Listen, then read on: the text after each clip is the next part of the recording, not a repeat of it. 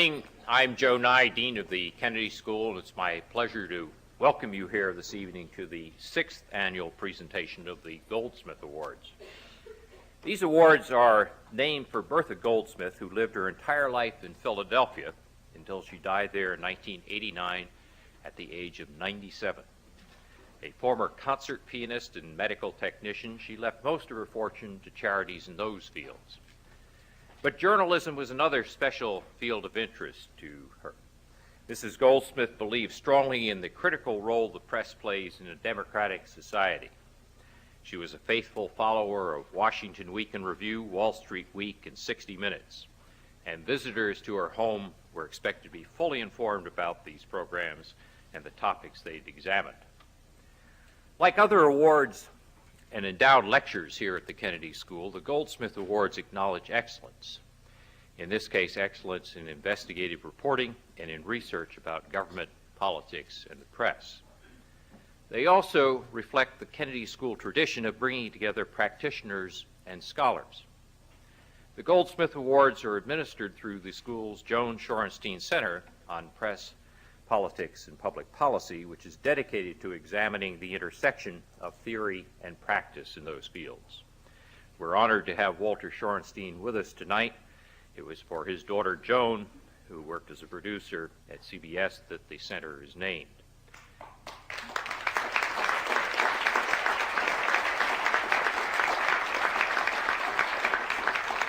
You might also acknowledge the presence in the audience tonight of Andrew Hayward, the president of CBS News.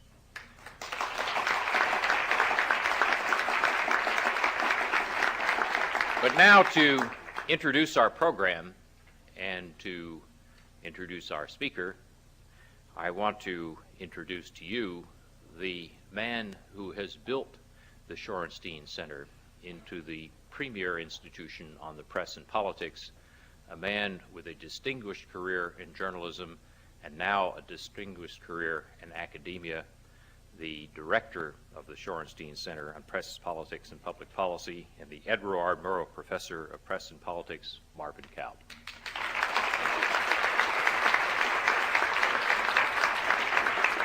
Thank you. Thank you very much. Thank you, Dean Nye. As the Dean has said, this is the 6th time that the Goldsmith Awards have been given to young scholars, writers, and journalists who've been exploring the critically important intersection of press, politics, and public policy, exploring the real world, as it's often described here at the Kennedy School, where theory is put into practice. None of these awards would have been possible without the exceptional imaginative contributions of two people, Bertha Goldsmith and Robert Greenfield. The late and generous Miss Goldsmith was a woman from Philadelphia who, as you have heard, loved music and news. What happened today? What does it mean? Who's telling the truth? Who's lying? Well, she admired journalism that dug behind the obvious. Robert Greenfield, now retired and here right now, and Bob, I'd like to recognize you and stand up because it wouldn't have happened otherwise.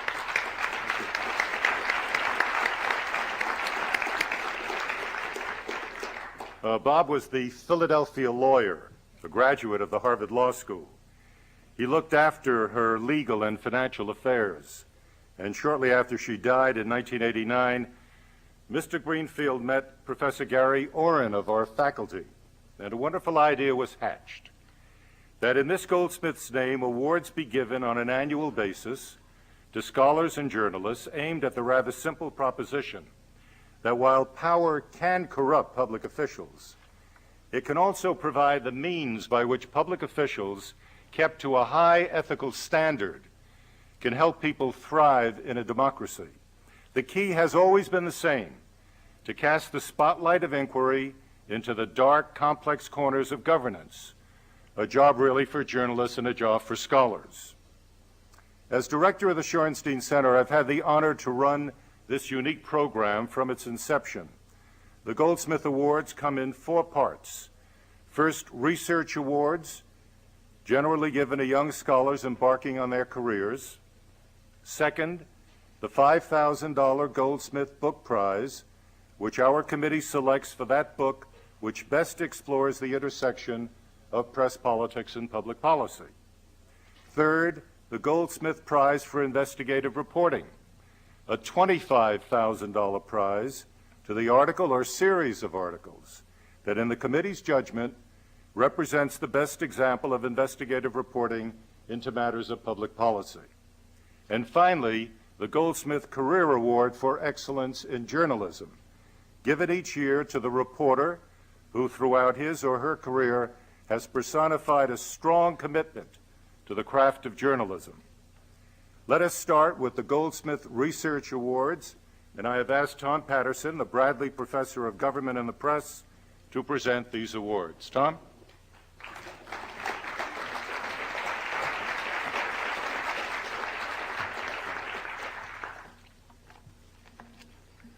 Thank you, Marvin. Now in its sixth year, the Goldsmith Research Awards program has an important place in the field of communication research. A strange fact about the field is that large research grants, those at the six-figure level, are typically easier to get than smaller grants. High-profile foundations prefer grand projects. The Goldsmith Awards, however, are targeted for those worthy projects where a smaller amount of funds can go a long way. Indeed, the Goldsmith program is among the leading initiatives of this type, a tribute to Marvin, Robert Greenfield, and Gary Orrin's vision for the program. This year, we have 8 Goldsmith Research Award recipients. We tell our recipients to spend the money wisely.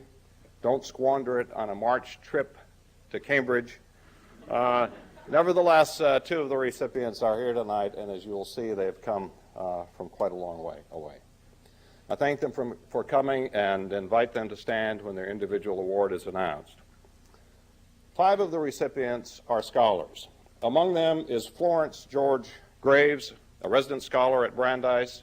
She is studying a question many of us have asked recently. What is properly public and what is properly private in the news reporting on public officials?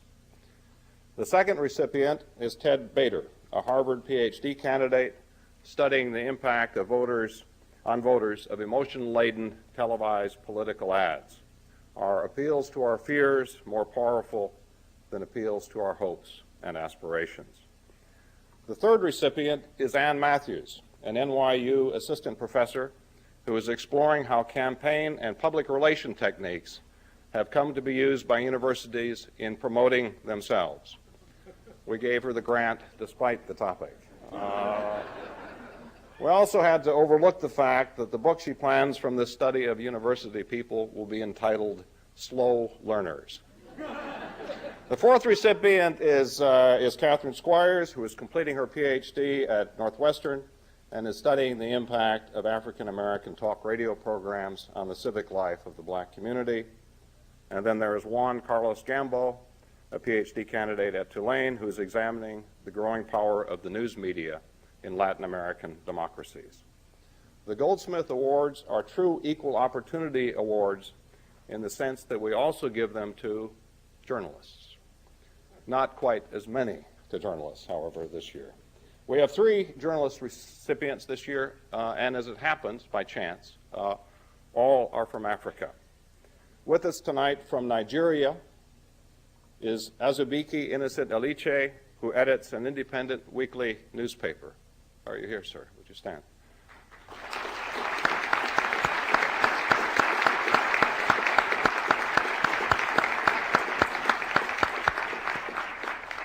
Mr. Eliche is studying a remarkable development in his country, the near total collapse of the government-sponsored press as an authoritative source of information. Our next recipient is also from Nigeria, but not with us this evening, is Oke Ikeocha, a newspaper editor who is taking a broad look at the Nigerian press system as an instrument of social and political change. The final recipient is with us tonight, and he has a very special place in the hearts of all of us at the Shorenstein Center. He is Alexei Sindohija. Alexei, where are you?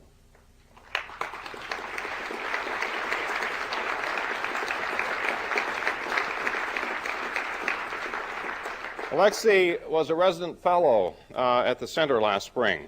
Alexei braved death during the recent carnage in Rwanda and Burundi to form a team of journalists that included both Hutu and Tutsi and which produced radio programs aimed at stopping the slaughter. His work took place in the killing zone and among the warring parties. Alexei's grant will enable him to publish his story. It and he are a model for others in this sometimes noble profession. Alexei, congratulations and our best wishes always, and congratulations also to the other 7 recipients of this year's Goldsmith Research Awards.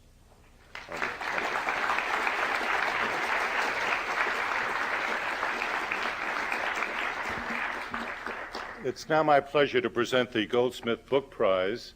As I said, a $5,000 prize to the book which best provides insights into journalism and government, how one affects the other. This year we have selected The Colonel, the life and legend of Robert R. McCormick, indomitable editor of the Chicago Tribune. The author is Richard Norton Smith. He is director of the Gerald R. Ford Museum and Library in Grand Rapids, Michigan. He was director of the Ronald Reagan Library in California. He's also the author of biographies of George Washington, Herbert Hoover, and Thomas E. Dewey. I must say, a rather interesting collection of subjects. The Colonel is a rich, textured biography of one of the giants of American journalism, an editor who cast a long and very controversial shadow over Chicago, the country, and the craft of journalism. Richard Norton Smith, my congratulations.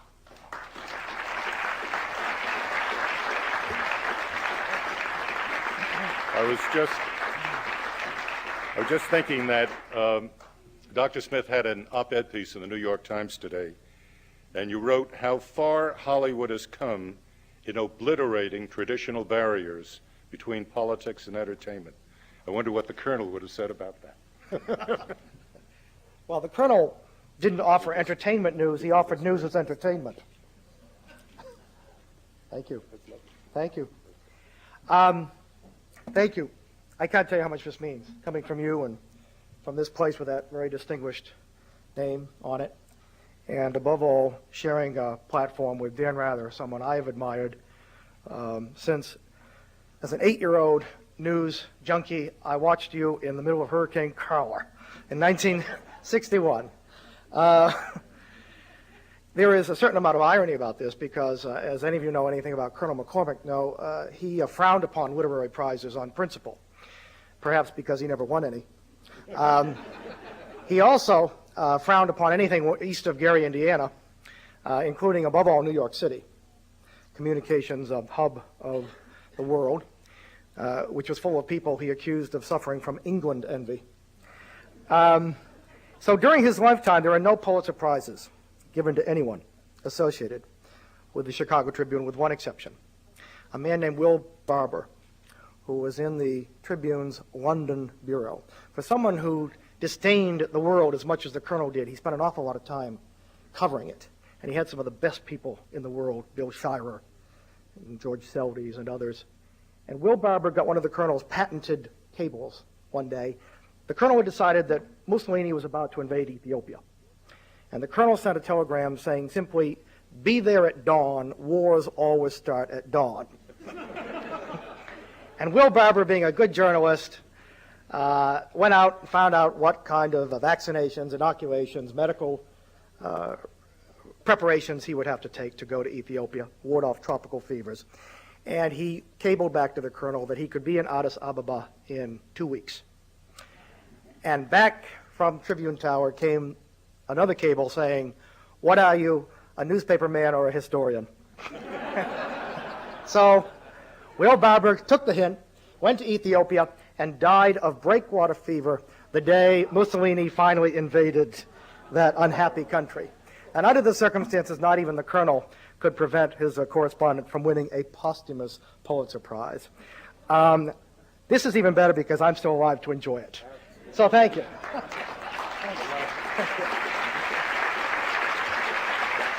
Thank you.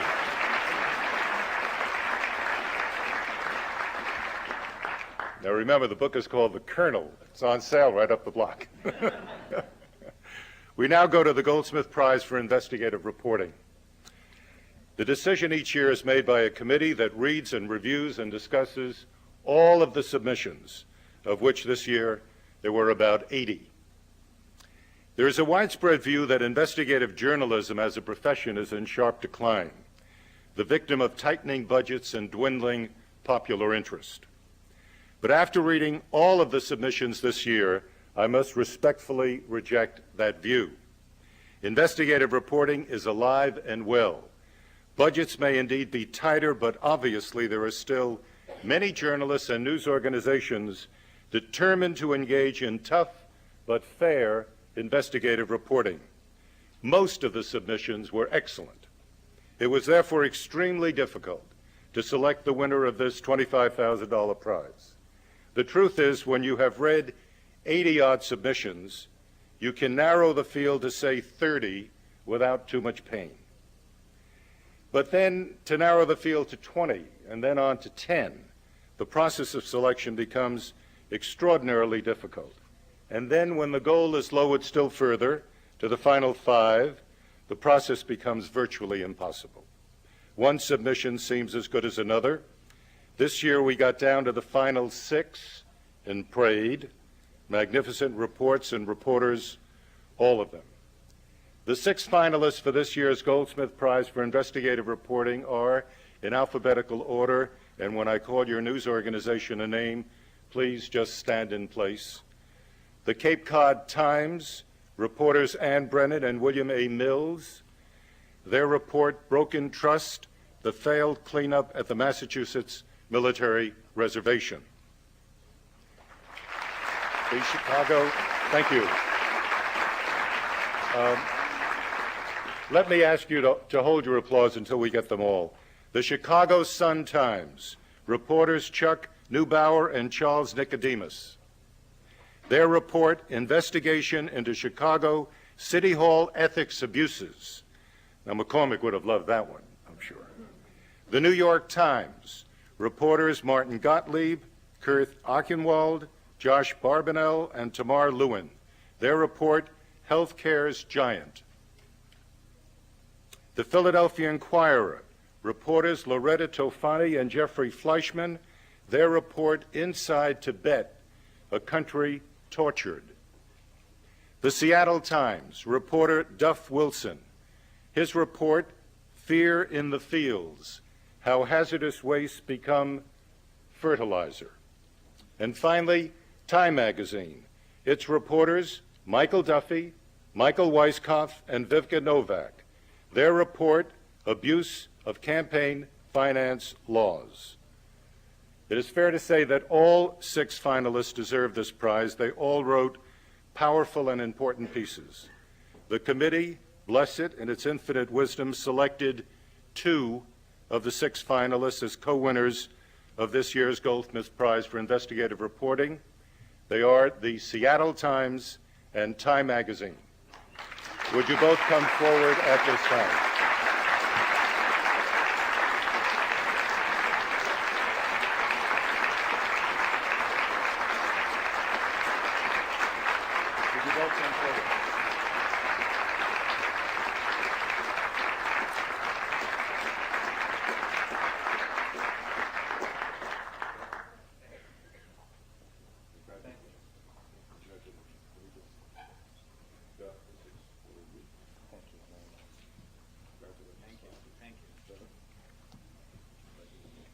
You go first. Now, Michael.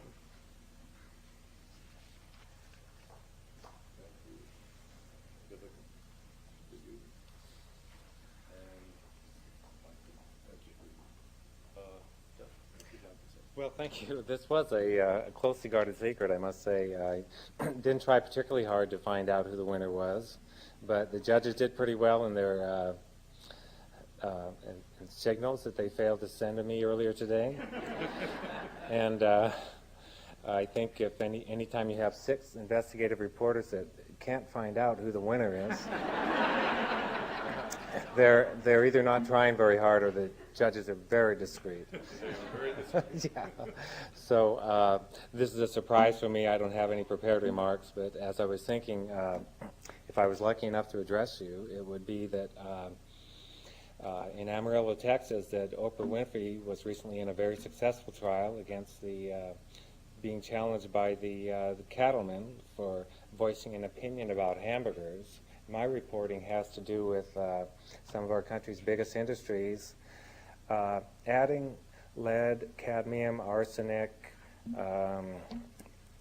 dioxins into a product that we all use that we don't know what's really in it. It's fertilizer.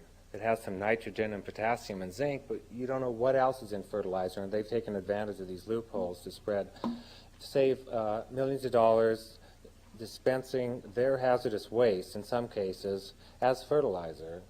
It's quite outrageous. They haven't been sued yet or taken to Amarillo, so the reporting has apparently stood up, and I hope that we can turn around this, in the press, this trend toward discouraging aggressive investigative reporting or flip opinions on the Oprah show about food quality. It's a very important issue, and I hope that we'll keep pursuing it. Thank you. Thank you.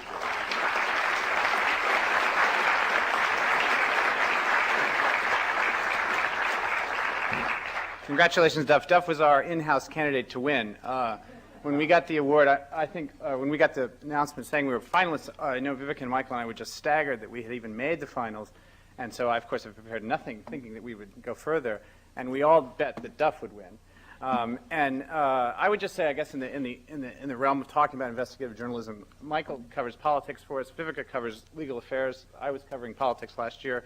We didn't think of this as investigative journalism. We just thought we'd sit down to write a series of stories about the way the parties raised money, both, I guess, despite the campaign finance laws, and in a way, just to sort of throw them out the window and ignore them. And we found there was so much stuff, and that we just found ourselves falling out into this story in a way that we hadn't, I think, any of us in our careers. So it was a great experience. We now, of course, are spending all of our time on a much harder story, which we are having nowhere near the luck with.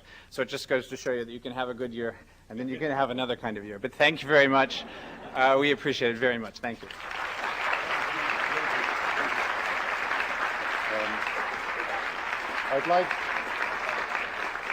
I'd like to invite all of the finalists to please come up to the stage now, if you all would. Ann Brennan, Bill Mills, Chuck Niebauer, Charles Nicodemus, Martin Gottlieb, Kurt Achenwald, and Loretta Tofani. Please come on up. I'd like to give you these. Anna? I'll take that.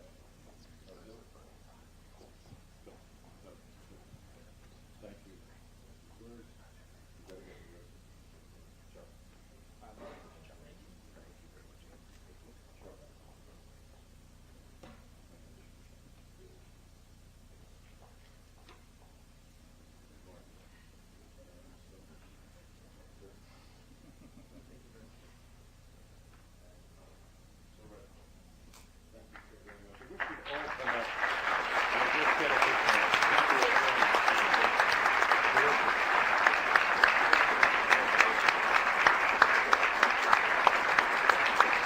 I want to thank you all very, very much. Just terrific. You made it very, very hard for us. And the four of you who didn't win it, forgive us. The two who did, congratulations once again. But you all deserve it. Terrific reporting. Thank you very much. Thank you.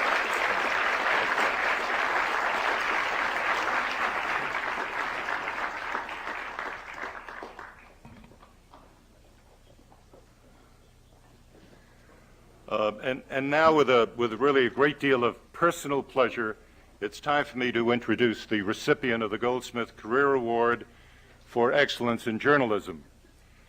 When I click on the CBS Evening News, which is whenever I'm at home at that time, I look at the anchorman and often recall the first time I saw him on that broadcast in the early 1960s, and it's already been alluded to tonight.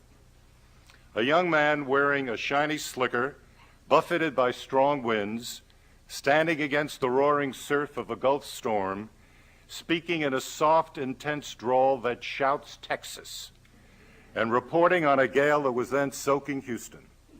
God, I thought, this guy is really good. This guy, who describes himself as from and of Texas, is now the indispensable man at CBS News. So indispensable that when he was recently engaged in a serious negotiation with a competitor, CNN, CBS, his professional home since 1961, responded by upping his annual salary to $7 million and nailing him to the anchor desk until the end of the century, so I have read.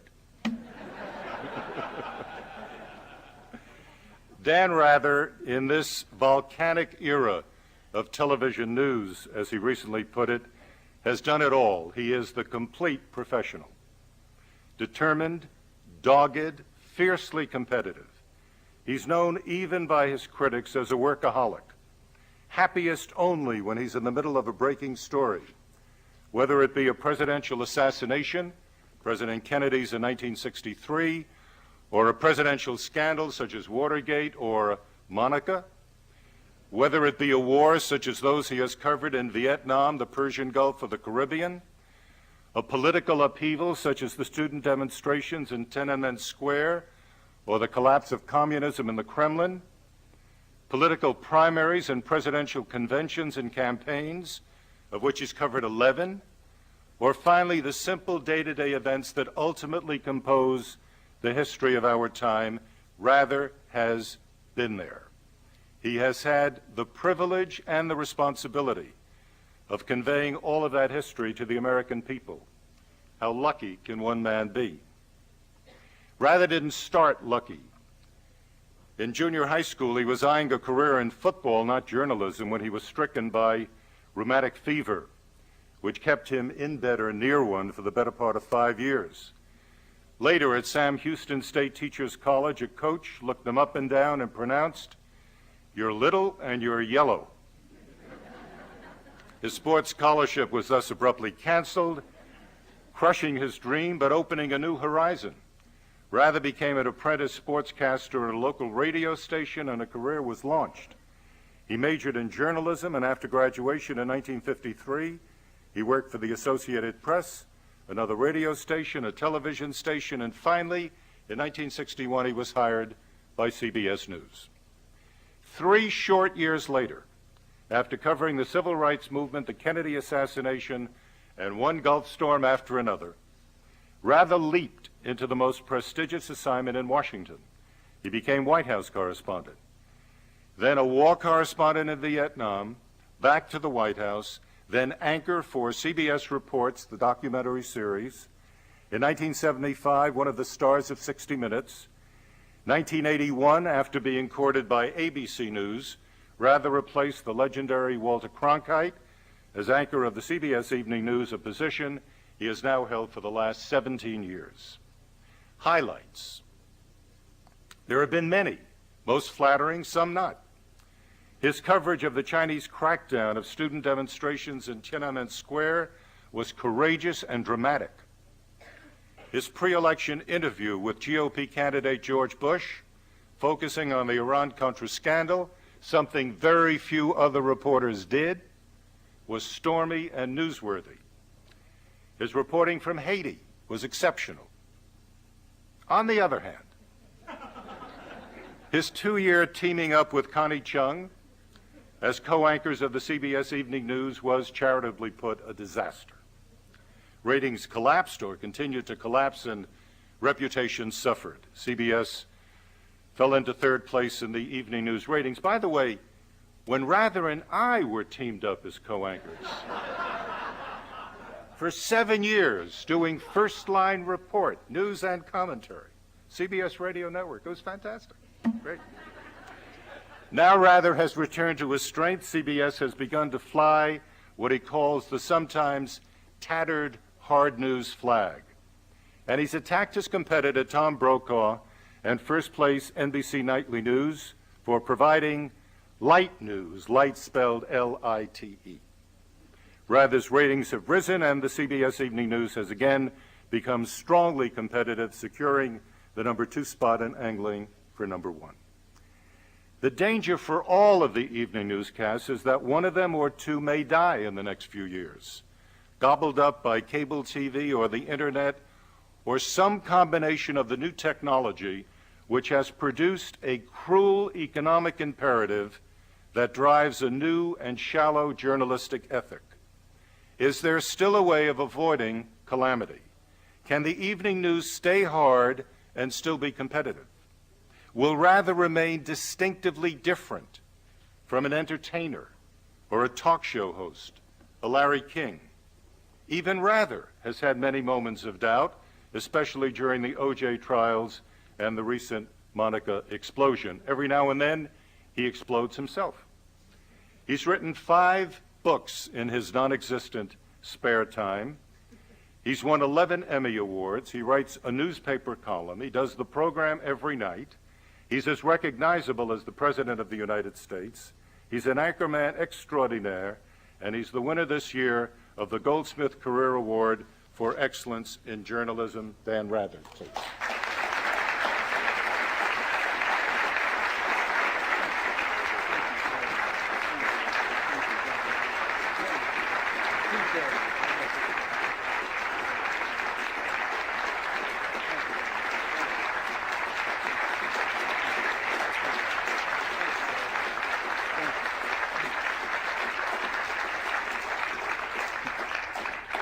Thank you very much, my friend Marvin Kalb. Far too generous in your introduction and your remarks, but I appreciate them. And thank you very much, my boss and longtime friend Andrew Hayward, for being here tonight. And ladies and gentlemen, I thank you. I really wish that my wife, that product of a one-room schoolhouse, Fighting Heart Jeannie Grace Goebel, rather, of Winchester, Texas, could be here. After hearing that introduction, she'd realize that the telling of tall tales is not a practice exclusive to the state of Texas. And Marvin, what can I say? A lifetime reputation for truth and accuracy in reporting down the drain. Especially that part about the double anchor. I admit that although Marvin Kalb first invited me here several months ago, I'm still so stunned that I really don't know what to say, which is saying a lot for an anchor person. A Career Achievement Award is a very fine thing, although frankly in my case I think the greatest achievement of my career has been holding down a job. In truth, where I went to school, Sam Houston State Teachers College in Huntsville, Texas, the word career describes one thing: an Asian nation divided into North and South Korea.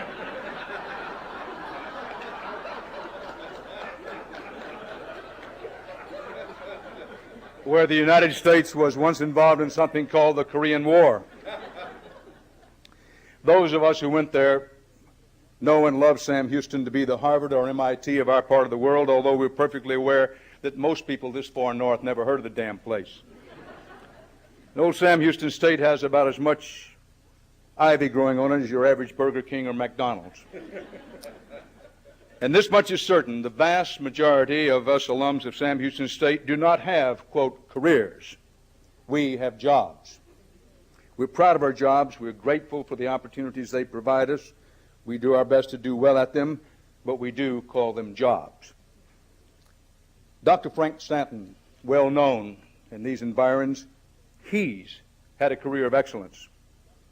Not only did Dr. Stanton provide one network with sober guidance and wise leadership over many years, wiser and better than most people in television thought they had any right to expect, but he also championed what turned out to be a great cause by insisting that the freedoms and responsibilities of the First Amendment must also apply to journalism in America. There are 3 things you need to know about Dr. Frank Stanton tonight, and I hope you'll indulge me a few moments to salute Dr. Stanton, one of my heroes. Number 1, he is one of my heroes. Number 2, he had a real career without having to make house calls. And number 3, he did not attend Sam Houston State Teachers College in Huntsville, Texas. So the first inclination when one is offered such a rare and flattering tribute as a, quote, career award is to say, whoa, Hoss, you got the wrong guy. Even once you concede that what you've been doing the past half century, that is, since I was minus 12, might be considered in some quarters a career, you're then free to reflect on what you've actually been doing. So your next inclination is to say, excellence in journalism, whoa, Hoss, you've still got the wrong guy. However, I'm well aware that you folks came here hoping to hear me say something a little more edifying than that. One feels a certain pressure to say something wise and profound under these circumstances, and I will say in his defense that Marvin Kalb cautioned me that I must say something wise and profound. Not because one is intimidated by Harvard and all of its fabled and well-earned glory, but because one is intimidated by Marvin. Now, you'll be glad to know that I realized very quickly that the most unwise thing for me to do would be to come here and talk about my so-called career and my alleged and unsubstantiated excellence. I do not intend to talk about myself, difficult though that may be for me, and rare it may be for any anchor. I'd like to talk to you instead for a few minutes tonight about a friend of mine and of yours too, although you may not know it. Fred Brindley. He passed away this last week. Fred's career in television was brilliant, and I use the word measuredly. And I hope you've heard people talking about it incessantly since last week. I hope you seized every opportunity to listen to the stories and the remembrances of this genuinely great man. If anybody besides Dr. Frank Stanton can lay claim to having a career, Fred Brindley was your man. Fred was the partner and producer, as I think you know, of the late and justifiably great Edward R. Murrow. Together they did some of the best reporting anybody has ever done. And I don't mean just ever done on radio and television. I mean they did some of the best reporting anybody anywhere in any medium has ever done. And they did it on television. There were no rules, no guidelines, no trails to follow. The medium was too new. It was brand new. They had to make it up as they went along. And in programs such as See It Now and the documentary series CBS Reports, Fred Brindley and Ed Murrow proved that television could provide reporting as fresh and as substantive, could uphold standards as high as the best newspapers and magazines in the world. It was in its time, and remains to this day, a revolutionary idea. The kind of idea that when they first mentioned it made other journalists, even other broadcast journalists, hoot with laughter. You've got to be kidding, they said. Journalistic integrity on the boob tube? Murrow and Brindley, though, weren't kidding. And they proved it. And Frank Stanton backed them up to his everlasting credit. Not every time, all the time, but at most of the critical times. Now, we're here to celebrate investigative reporting tonight. I'm one of those who's of the opinion that all good reporting is investigative, that it's misleading to team the words that way and possibly risky because it suggests that there is some other kind of reporting that isn't investigative. But if you want to celebrate investigative reporting, you may want to start with Murrow and Brindley's report on Senator Joseph McCarthy, using only the senator's own words to reveal the pettiness and destructiveness of a demagogue. Or you might want to start, if the McCarthy program is a little much for you, with Harvest of Shame, Murrow and Brindley's report on the plight of migrant farm workers, so powerful it moved a nation to besiege its Congress to pass laws and improve labor conditions. That was reporting, the real deal. And that was Fred's career, the first part of it anyway. He produced good reporting that gives you the straight story, fairly and accurately, fearlessly, pulling no punches and playing no favorites. Fred understood, by the way, that the only way you can do that kind of reporting is to be right. That's why he'd insist on accuracy. That's why so often he would confront reporters, whether a giant like Ed Murrow or a pygmy like Dan Rather, with the thundering question, do you know this for a certain fact? How do you know this? Fred was right, but not infallible, but more often than most of us. The reason is he cared. That gave him the flexibility to be a gadfly in the Socratic sense, a role he developed later in the classroom. A gadfly stings and goads the big oxen, even at the risk of being swatted down, brushed away. It's important for me to stress that despite what's being remembered these days about Fred Brindley's troubles with management, including some clashes with Dr. Stanton, this gadfly was promoted to the presidency of CBS News. That's a far cry from forcing Socrates to take hemlock. Ancient CBS was more civilized than ancient Athens. Now you know. Fred went on to an academic career. And with all due respect to the journalism professors here assembled, I doubt that the career of any American journalism professor in our lifetime will ever be more influential than that of Fred W. Friendly, even though he did conduct most of it at Columbia. But we're not gathered here tonight to talk about careers in academia. Fortunately, because I'm vastly underqualified to speak about that. A few days ago, a friend asked me about Fred's career in network news. He asked whether I thought Fred could get hired or hold down his job at a network news division today. Fair question. And I admit I was startled by it. Obviously, this friend wanted me to trash the networks, including my own, to say, no way. Fred's resume wouldn't even leave the personnel office. And he doesn't even have a videotape. We're commercial enterprises now. News is a big business like anything else. Management doesn't believe it can afford the Fred Friendlies of the world. Well, I didn't say that. Even on my bleakest days, even when I'm grieving for my former boss and longtime hero, I do not believe such things. Yet it's true that for a moment I wondered. The networks have much to answer for, including my own. It gives me no joy to say that although the management of no network is currently in the hands of people who are openly or privately hostile to the purposes of integrity-filled news gathering, there's also no network under the guidance of a champion such as Dr. Frank Stanton. But you know what? There's no such thing as another Frank Stanton or Fred Friendly or Ed Murrow. There was only one. There was only one Fred Friendly. He worked in commercial television only 15 years, and that career ended 32 years ago. If there was ever a mold for Fred, it was broken a long, long time ago. I think Fred knew that. I think that's why he became a teacher. I think that's why he taught so furiously, so fiercely at CBS News even before he became a bona fide journalism professor. Fred taught and taught and taught. And one day, we, his earliest unofficial pupils, looked up and saw that Fred's students were everywhere. They were teeming and swarming and fanning out even farther like some kind of journalistic fire ants. They questioned, they challenged, they upheld principle, and they sounded exactly like Fred. Now, this was a little scary at first, if you want to know. Some of my closest colleagues have been students of Fred Friendly.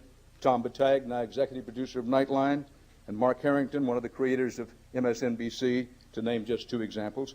They never stopped doing classwork for Professor Friendly's course. They never stopped passing his lessons along to others. That means there's a piece of Fred in almost every journalism classroom and newsroom in America.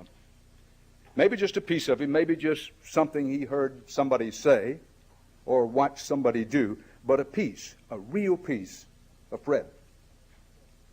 The truth is that when it comes time to report honestly and fairly, when it comes time to stand up for what's right in the newsroom, it doesn't take an entire Fred Friendly, even if you could find another Fred Friendly or Ed Murrow.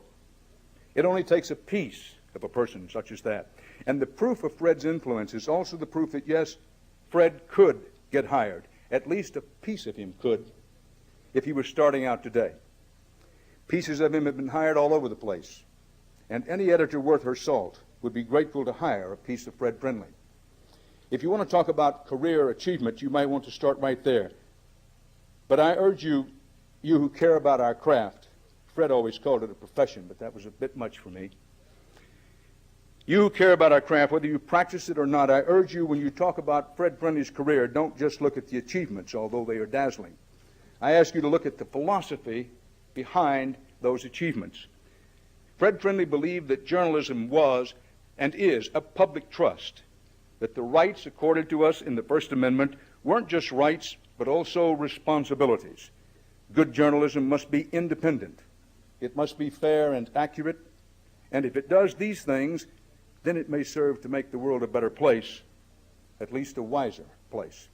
But bad journalism, in Fred's view, was immoral. Need I tell you that in most days, most of us, despite our best intentions, are still practicing bad journalism? We have allowed the values of show business to overwhelm our journalistic instincts. The most important question in most television newsrooms is no longer that thundering cry, do you know this for a certain fact? It's, do we have the video of that? That's why you get pictures of trees falling on a house instead of an analysis of Asian economic crises. That's why you get up to the minute reports on Pamela's marriage instead of frontline reports from Kosovo. It's why the picture of the exploding truck is more important than the careful research that proves that many such trucks do explode without any help from stuntmen or pyrotechnical engineers. In truth, there were times when working reporters chafed under the leadership of such men as Dr. Stanton, Fred Friendly, and Ed Murrow. But don't I miss the days when I could expect a phone call to say, "Damn it, rather, what the hell do you think you are doing?" Do you think for a minute they'd have let us get away with some of the shenanigans we've attempted in recent years? Let's remind ourselves, the name of the program was See It Now, not Pitch It Low. Under a Stanton or a Friendly Murrow team, the worst excesses of our coverage of O.J. Simpson or of Richard Jewell or of Jean-Benet Ramsey or, yes, Monica Lewinsky, the worst excesses would have been punished with a power and retribution so swift it'd make your eyes pop out like a horned toad who got too cozy with an 18-wheeler. Bam! You wouldn't know what hit you if you were working for Ed Murrow or Fred Friendly. Let me pause and touch on something that Marvin did in his introduction, or at least somewhere along the way earlier. There was an opinion piece in today's New York Times that went so far as to suggest that the current sorry state of national affairs, in which, if not everything, most things boil down to entertainment, is somehow attributable to a program produced, quote, produced by Fred Friendly and anchored by Ed Murrow, called Person to Person.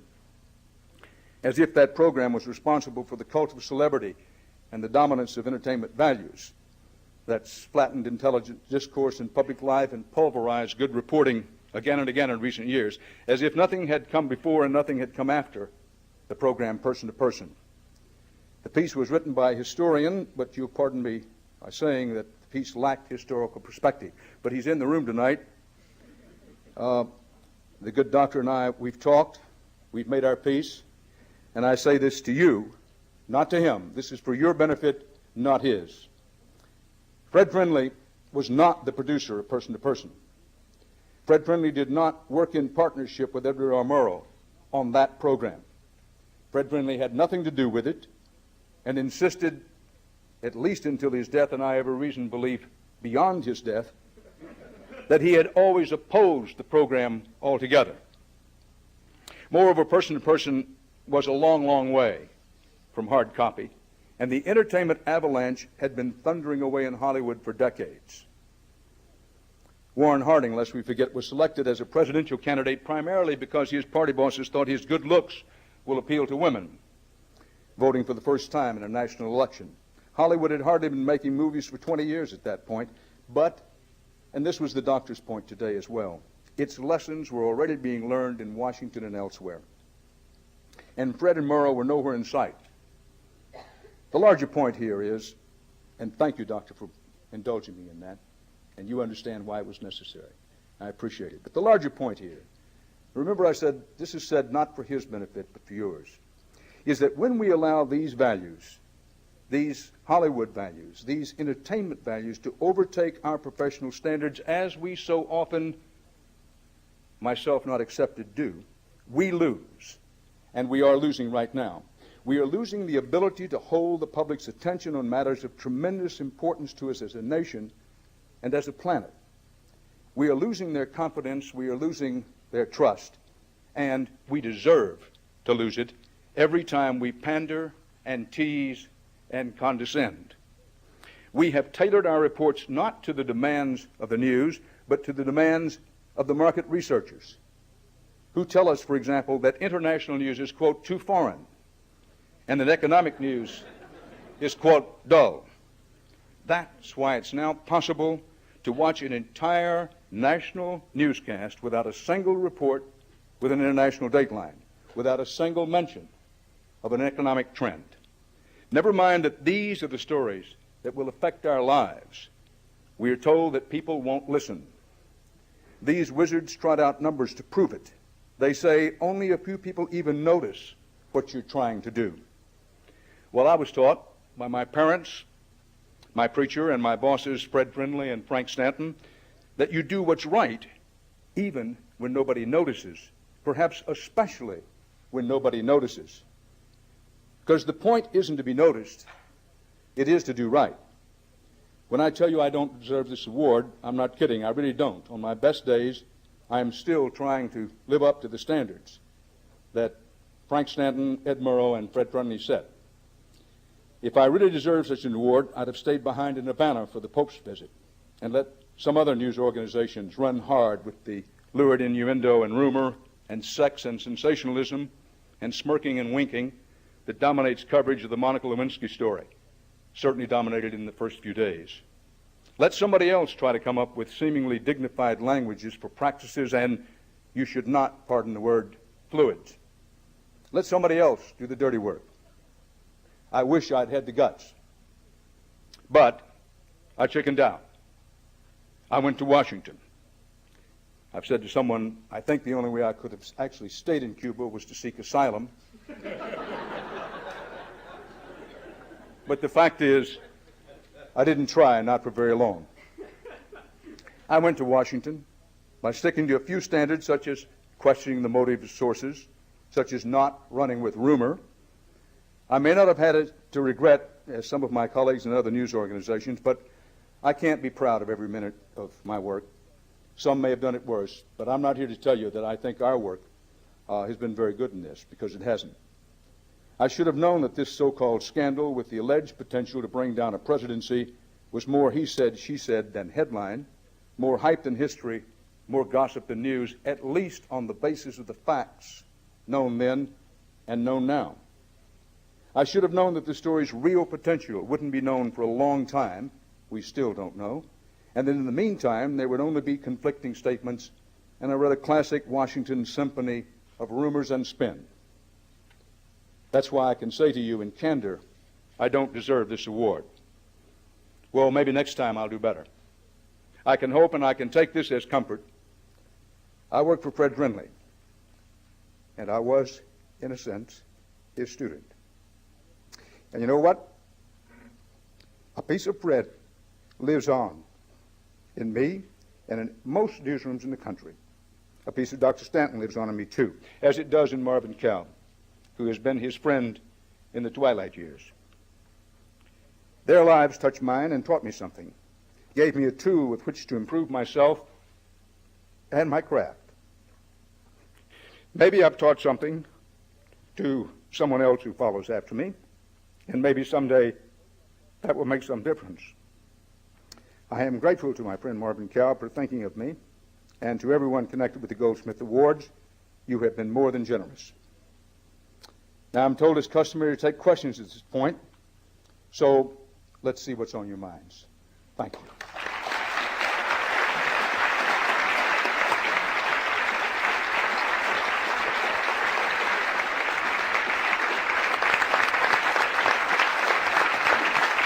Thank you very much.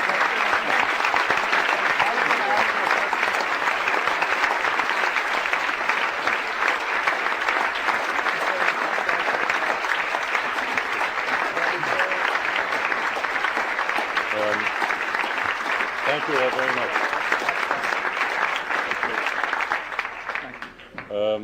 There are microphones around. If you would come to the microphones here, and when you ask your question, just ask a question and identify yourself also. And I'm going to take the privilege of the moderator here and ask the first question. And not necessarily to put you on the spot, but to help them understand some of the decision-making process here. And you alluded to it. You were in Cuba. The story breaks in Washington. You had to go back. You didn't want to seek asylum. But you're the anchorman. You're the managing editor of the broadcast. You're in a fantastic tradition. Why don't you say, no, I'm not going to do that. I don't think it's right somehow or another. Now, you've explained the pressures, but give us a little bit of the decision-making, Dan, that goes into this. And Andrew Hayward is sitting there, so he can also participate if he wishes, please. Well, I don't welcome the question, Marvin, but I'll do my best to answer it. And let me say, there is no airspace between Andrew Hayward and myself on this question. I'm really lucky and blessed in so many ways. We can spend the rest of the night talking about it. But one of the ways is that I work in an environment in which the people I work with and for share my values. They share my aspirations to be better and to the best. And that's particularly true of Andrew, with whom he and we've made many trails over the years. So it's important to me that you understand that there's not a difference here. There's no clash of values. And I'm really blessed and lucky to be working in that environment. Now, with Cuba, we can make fairly short work of it. Look, this is the way it goes. This is real time. This is not a hypothetical. This is the real deal. It's, I think, early Wednesday morning, Cuba time, about the same time as New York. It's 1:30, 2 o'clock. Phone rings. Dan, desk, Washington Post. This is what they got. Whew. They got that? Yeah. Well, I don't quite know what to make of that. I'll tell you what, I'm going to sleep on it, and we'll talk about it in the morning. Well, better sleep fast, because I think you're going to be asked to come back tomorrow. I say, well, it doesn't sound like that big a deal to me, but, maybe I had too long a drag on that cigar, Cuba Libre or something. Next morning, I don't know, 6:30, 7 o'clock, it's a call. Dan, saddle up. You're about to ride. Wait a minute. What's all this? What do they have? How do we know that? We had this discussion. 8:30, don't hold me exactly this time, 8:45. And I said, and there was agreement. One, the Pope's visit to Cuba is a big story. It's a story that will resonate. It's a story that will echo. This is a big story. And number two, forgive this, it's a self-serving statement of which anchors are fond of propounding, but this one has the added advantage of being true, as Dr. Kissinger once said in another context. We had our competition, and we knew we had them nailed. We had the best correspondents. We had the best anchor position. We had this story wired, and we knew it. So forgive me if you must. Another reason to stay. Big story. Really good story. We're in good position to do good journalism, and, again, I do not apologize for saying it, we could hand our competition their heads. Which it didn't surprise me that at about 8:45 somebody said, competitor one is said to be going to the airport and hightailing it out of here. And our collective, not mine, but our collective judgment at that time was, well, I'm not surprised. If I were on the short end of this competitive stick, I'd ride out of here too. But anyway, pick it up, I don't know, 10:30, 11 o'clock. Dan, competitor two has chartered an airplane. And we are discussing whether to stay or go. Nobody that I know of in the decision-making process wanted to come back to Washington. But now, 1:30, 2 o'clock in the afternoon, Dan, competitor, are we at 3 or 4? Whatever, is going. And the other one's about to go. Say, well, we still think this is the place to be. And then a voice of television reason says, either you're out of your mind or you're smoking something expensive down there. Because whether this story turns out to be the match for the Pope story or not, and it was said just about this way, Dan, you know, once a story like this begins to move, there is no way you can stay down there and it not, at least in the short run, look like you're out of position. Now, to my, if you like, everlasting discredit, I said, yeah, I think you're right. This was not an easy decision. I mean, this wasn't the agony of decision, but it was, look, our competition is gone. This story is moving. If you keep talking about the Pope, Dan, you're going to be yesterday's man. You will be seen as a fellow wearing spats and driving in a Hominy wagon. So you better get your fat self back to Washington, and I did. That's the way it went. Thank you.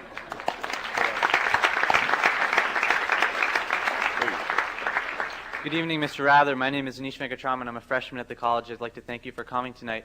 My question is whether I'd like you to respond to something that Professor Kalb alluded to earlier, which is the fate of the national nightly news, and in a broader sense, the fate and future of hardline TV news in this growing sensationalism that seems to be inherent in a majority of broadcasts that we as viewers have seen.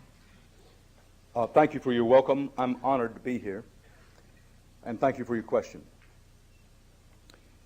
You know, they teach you at Anchor School that you can be frequently in error but never in doubt. But I have my doubts about the answer I'm about to give you. The overarching answer is I don't know. I have learned over a lifetime in news that he who tries to go by the crystal ball learns to digest a lot of broken glass. And I've had to try to swallow a lot over the years by talking about the future. I think by this time I'm at least a fair country reporter when it comes to talking about what has happened. But I'm not very good about the future. But I want to be responsive to your question. After some careful thought, and particularly this week when there have been some things in print that have raised questions in my mind, I've gone back to it. Whatever the future may hold technologically, I think somebody, at least one somebody in the national and international network news business is going to do well as do right by having a nightly news broadcast. Now, I consider it part of my job as anchor and managing editor of the CBS Evening News that if there is to be only one, that one be CBS News. But I think it's good business. Part of my job, in addition to gathering the news, part of my job is to deliver value to stockholders. I have very little expertise in that, except I think I know news, and I think I know. I spent all my career in commercial broadcasting. I think it's good business for somebody. I think several somebodies. Now, I would not be surprised to see one or more of the current big three over-the-airways broadcasters decide that it's not good business for them. Please don't walk out of here saying Dan Mather says they're going to. I'm just trying to be responsible. It wouldn't surprise me if one or more said, hey, we no longer think it's the best business for us to have a newscast. We think we can get a bigger audience, and they may be able to do it by playing reruns of Baywatch or Seinfeld. And I wouldn't argue with that. That is to say, they might get a better audience, and they might make more money with it. But somebody is going to do well from a business perspective by keeping alive an evening news broadcast. Now, as to whether we will be completely overwhelmed by entertainment values, I'm less sure about that. I don't like the odds. I'm an optimist by experience and by nature, and I continue to think that hard news can win. And by win now, I'm talking about the ratings, which is about all most people in television give a damn about. Hey, I'm a realist, and I care about them as well. But part of what's changed between today and Ed Murrow's day and Fred Friendly's day, and for that matter, what's changed between the 1960s when Marvin and I worked together in Washington, is that all along they've cared about the ratings. Listen, Murrow and Friendly worried about the ratings, and they worried about them a lot. But they were not at the top of their priority lists. They were like number 5 or 6. Now today, they are at the top of everybody's list, and here's why. You cannot survive unless you can get a number above a certain level. That doesn't mean you always have to lead in your time period, but you've got to get a number for a certain level. There's always been a struggle to preserve news values and to prevent news values from being overwhelmed by entertainment values. That's what Ed Murrow's legendary speech, which Marvin Kalb referred to earlier in 1958, before the radio and television news directors, was about. In 1958, he was saying, we are locked in an important and decisive struggle to prevent entertainment values from completely overwhelming news values. Now, Ed Murrow, who was as wise and as brilliant a person as ever practiced this trade, was pretty good about the future, but even he could not foresee to this day. Now, the competitive pit has grown so much larger, and in growing so much larger has grown so fierce now, that it's very difficult for anyone to try to hold the line against entertainment values. Listen, I'm not the only person, not by any means the only person in newsrooms all around the country, and that includes specifically my two main competitors, who doesn't want to do the right thing. The struggle every day is to say to yourself, and you must say to yourself, can I survive in this fierce, unrelenting, unmerciful competitive pit for the ratings by staking out hard news, by staking out news of integrity, if you like? Can I do it by emphasizing international news and strong Washington coverage? In a world in which we're constantly told, in the good doctor's phrase, I think, listen, if you want to win, and maybe even if you just want to survive, it's not so much that you have to present entertainment news as that you must do news as entertainment.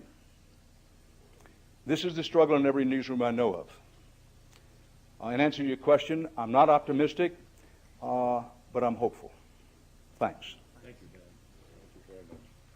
Hi, my name is Seth Stern. I'm a student here at the Kennedy School, and I'm wondering, after each, media frenzy, the death of Diana or the recent presidential scandal, it's followed by a phase of self-criticism, and the press says we could have done this better.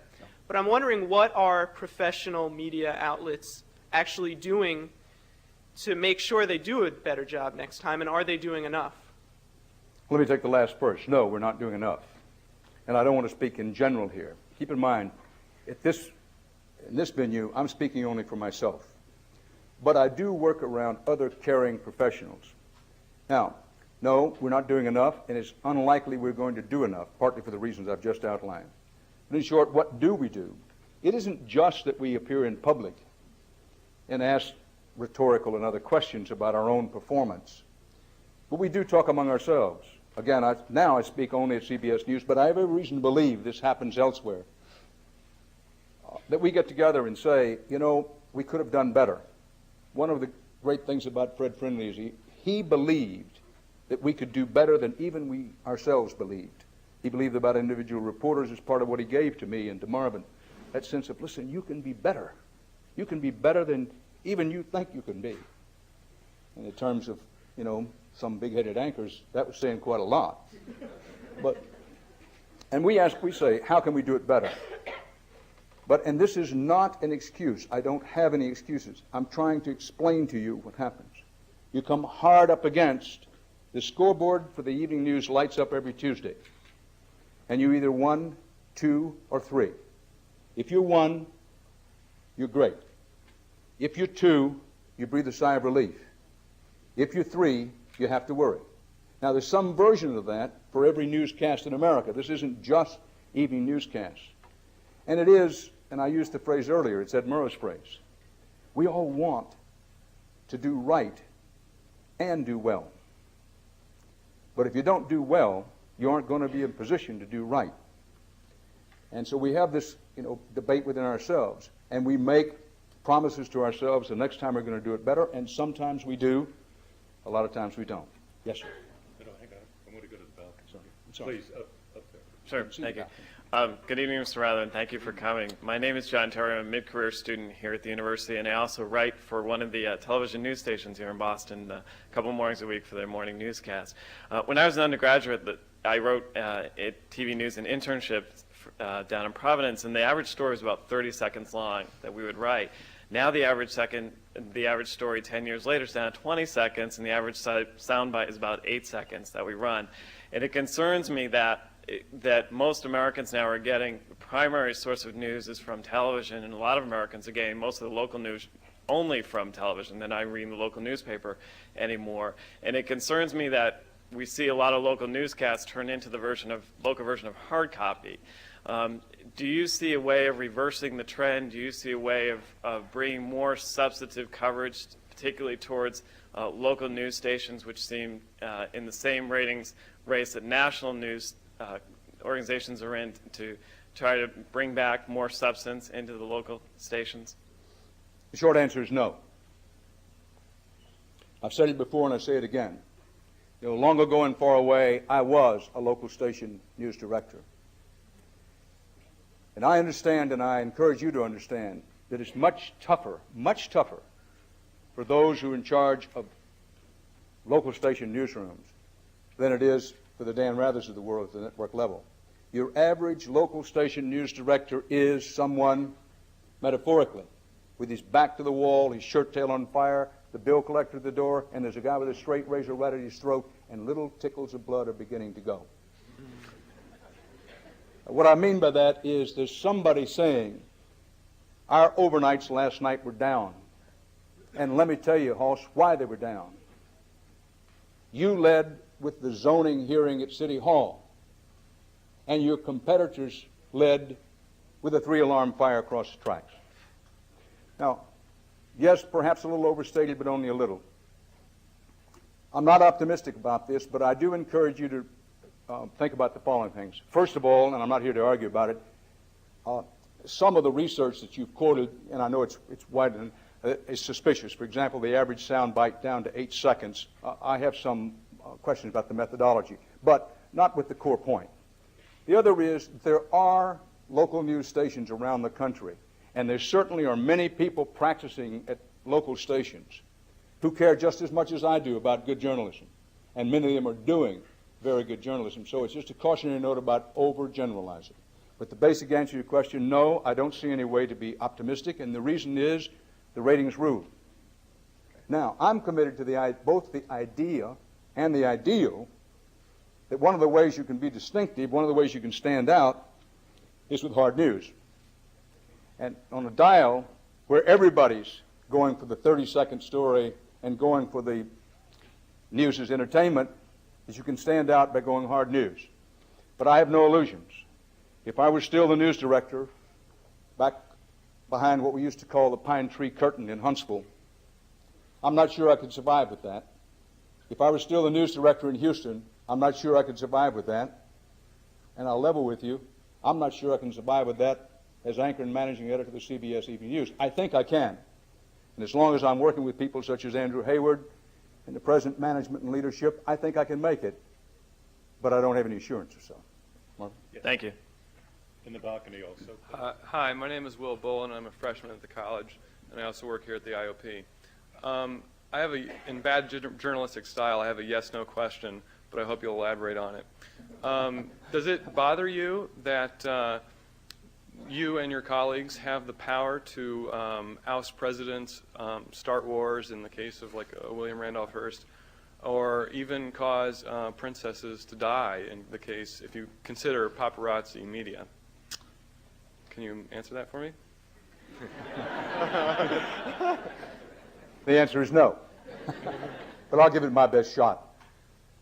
First of all, and I say this respectfully to the question, I don't believe those things are true. And a lifetime in journalism, low and yes, sometimes high, leads me to a different conclusion. Widely believed it may be, but true it is not, that the media, the press, a word I prefer to media, got Richard Nixon. Not true. The people of the United States got Richard Nixon. Same way with starting wars, same way with all the things you've mentioned. The press is at its best and where it feels its role best, I think, in our system is as an honest broker of information. The press does do is give the people the facts. And when the people have the facts, they make up their mind what they want to do. So it was with Richard Nixon, so it will be with Bill Clinton. If Bill Clinton stays in office, if he finishes his term, it will not be because the press decided he should do so. And if he leaves office through resignation or forced by impeachment or what have you, it won't be because the press got him. It will be because the facts came out and the people decided they wanted to do it. And so take right on down your list of going to war, same sort of thing. And with Princess Diana, the press has a lot to answer for in some of the worst of the coverage of Princess Diana. But in the end, she made her choices.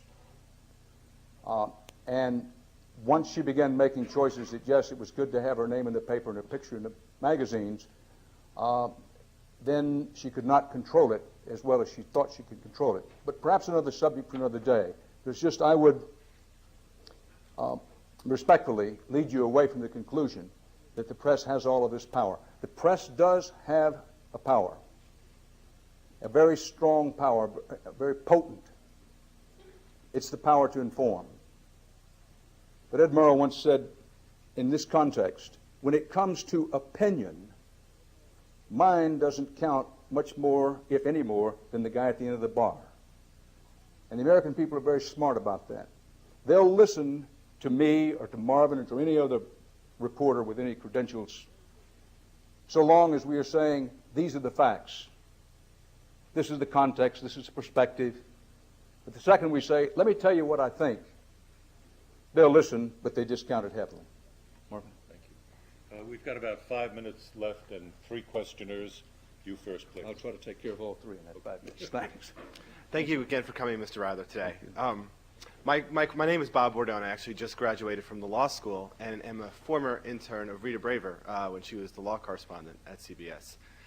My question is a little bit sort of, I think, softer than some of the others, and that's just, but I'd like to, if I can, reserve a yes or no follow-up. I'm not sure about that. Okay. The question is simply, given your just vast experience, really, of witnessing the second half of the century's worth of American and world history, if there are 2 or 3 people with whom you could have dinner, who you've met, who would that be? Living, or does it include the dead? Living or dead. For the last half of the century? People whose stories you've covered, presidents. Boy, that's a long list. But this, right off the top of my head, Pope Paul XXIII, John Paul XXIII. I'd love to sit down for an evening with John Kennedy because I think it would be, among other things, it would be a laughter-filled evening. Whew. That pause is because I'm desperately trying to come up with the name of a woman.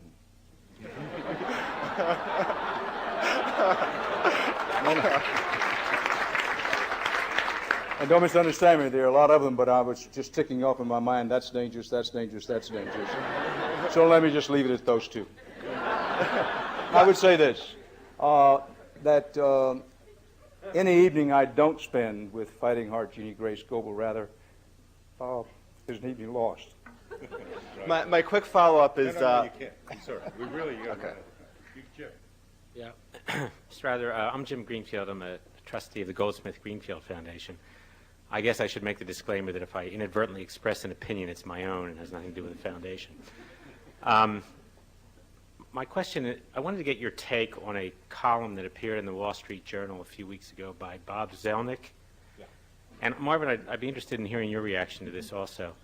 Bob Zelnick claimed in this column that he was a correspondent for ABC. He claimed that he'd been given permission by ABC to write a book about Al Gore, and then the permission was revoked after he'd already written the book, but before he published it.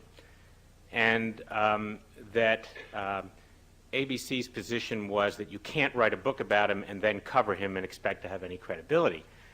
And in the course of his column, he cited you and Marvin and other luminaries, Sam Donaldson, as people who had written books about subjects and then covered those subjects, and that he felt that it added credibility, didn't detract from their credibility. And his view was that he was fired basically because he was a moderately conservative journalist, and that there's a double standard there. And so I'm just interested in your reaction to that, and yours also, Marvin. Well, first of all, I don't know the facts of this case, which I do not intend to be a dodge. I simply don't know. I did read the article. I know that this, I just don't know the facts. I know him. I know, if not all, most of the decision makers at ABC News, and my view is they're all good people. I simply don't know the facts. I write magazine articles. I write a newspaper column. Yes, from time to time, try to write books. Usually, I can't say without exception, but usually that's done with the permission of the president of CBS News. I don't know that that's a policy, but it is a practice. But I simply don't know the facts about this. I would address myself, and I have no desire to get in an argument with a colleague who is a very good reporter. I don't know what the situation is at ABC News. I can only speak at CBS News.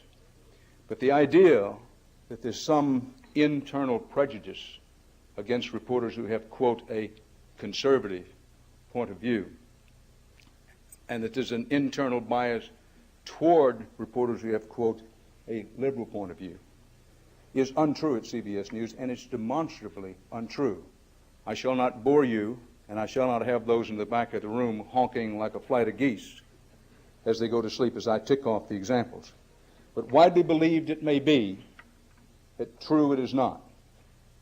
Most of the time, yes, we make our mistakes, but most of the time what the boss wants to know is, can you report, can you write, do you do it accurately, do you do it fairly, and do you, insofar as it's humanly possible, squeeze out your own prejudices. That's what they want to know. It's a version of, do you have time for a quick story, Marvin? I know we're right near the end. My son Dan Jack was playing basketball in high school. He was a very good basketball player, and I went to a game once when he was a sophomore. He went someplace in the Badlands of Virginia, and they said starting at guard for the Quakers is Dan Rather, and there were a resounding boos. This was during sometime in the Nixon time, and I was really taken aback, not by the boos. I'm used to being booed, but I thought that's a bit much. But anyway, after the game, he came home. He was 15 years old. We took a little walk around the block, one of those father-son deals. And I said, I don't know what to say to you, Dan. I was really appalled by this tonight. By the way, he scored 27, including the winner at the buzzer. But I remember very well, he said, Dad, I can save you some trouble here. Don't worry about this, he said.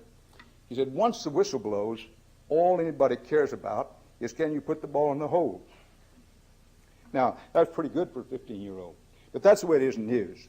And on that one point, about prejudice against people with a certain political viewpoint or not, at CBS News it simply doesn't hold. Listen, we're 30 seconds away from close time, and we will get to your question. I would just add a PS. I'm sorry, Marvin. No, it's okay. Bob Zelnick will be here all of next year, half the time as a fellow at the Shorenstein Center, and half the time a fellow with the National Security. Graham Allison said, where's Graham? The Belfer Center. So all of that stuff we could talk about at much greater length, but he was going to be leaving ABC in one way or another. But we're delighted to have him here. He's a fine, fine journalist. Last question, fire away. Good evening and congratulations. My name is Emmanuel Tagnard from Boston University School of Journalism. My question is, what do you think about the content of the commercials during your broadcast news? Think about the commercials. Because in Europe, and especially in France and Switzerland, we don't have a commercial during the news. We have before and after, but not during. And I remember, I don't remember exactly if it was you or one of your competitors, but one of you was speaking about starvation, and just suddenly appears on the screen a gorgeous, sublime hamburger. And I remember also a terrible assassination with terrible bloody pictures, and then pills to a better digestion. So maybe it is to digest better the news. I don't know. But I got it. Okay. First of all, I'm delighted to be with you. I think it was Emmett John Hughes once advised President Eisenhower, never miss an opportunity to keep your mouth shut. And I probably should do so about that question. But let me say, yes, I think there are too many commercials. I think there are too many commercials on television and there are too many in news. And I wish there were fewer. However, American journalism, and I hope you'll forgive this if you think it's chauvinistic. I trust it is not. American journalism has a breadth and a reach. Mind you, I did not say depth, but it has a breadth and a reach, and at its best, yes, a depth that's unmatched in the world. And one reason we have is because we have the most competition. Now, I recognize, as I said earlier, the fierceness of the competition is corroding many of our values. But the commercial marketplace, whether you're talking print or broadcast, has financed the freest and, given the whole, journalism of the greatest breadth and depth in the world. So therefore, on those times when I say, do we have to have another commercial in the broadcast? Or, taking your example of maybe the commercial is not something that I particularly would have put in that place, I remind myself of that fact. Listen, folks, you've been very generous with your time and with your applause for me. I appreciate it greatly. It's an honor to be here, and thank you again, Marvin and Calvin. Hang on one second. I've reserved for myself the final question. Now, Dan Rather, you've always been a pretty good journalist. You were sitting there for most of the performance this evening, then you've come up, you did your speech, you answered the question. I gave you that lovely plaque. Is there anything else on this platform that belongs to you? This is the reason Marvin's a professor. Is there anything on this platform that belongs to you? Let me say, no, I don't think so, but I have the sinking feeling this is a trick question. One of the things that we like to give to our honored guests is a Harvard chair. Oh, thank you. On the Marvin. back of which it is written, the Goldsmith Career Award for Excellence in Journalism, Dan Rather, March 12, 1998, the Sharon Shorenstein Center on the Press, Politics, and Public Policy. See if it fits.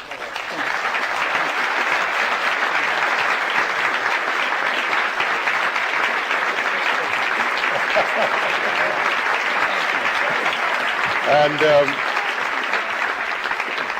Professor Rather will be joining all of the finalists of the Investigative Journalism Prize tonight, and Dr. Smith as well.